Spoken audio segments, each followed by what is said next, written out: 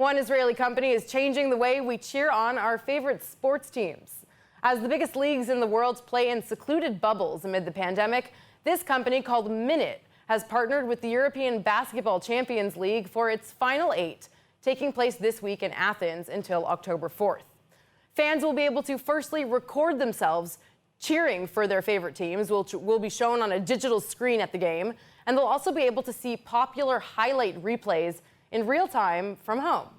James Spiro is a journalist at Ctech by Calcalist. He covered this story. James, thank you so much for joining me. Thank you. Now, first of all, how has COVID-19 transformed the sports industry? Obviously, a massive part of the games is having a crowd and feeding off of their energy. Is it really the same experience as before? Yeah, thank you. So it's not the same experience as before, but COVID has caused no experience to be the same. So sports is not immune to that. And it's a bit of a problem because a lot of the fans don't get to see their favorite teams play.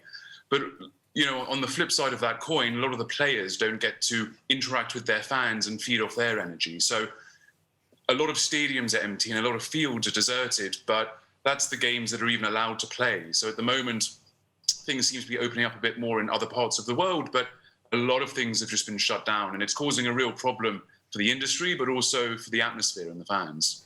So tell me about this specific technology that you've looked into by Minute. Now, it involves helping the viewer cheer for their team and also watching highlights. How does it work exactly? And is there anything similar out there? Right. So what happened was the Basketball Champions League, which is currently taking place for the Final 8 in Athens in Greece, is occurring this week. And they partnered with a company called CrowdAmp. So what CrowdAmp does is they facilitate the recording and the distribution of the kind of fans that are cheering. And what Minute does is Minute scans these clips. So it takes the player's performance and it takes the crowd reaction, and it uses artificial intelligence to track their behavior.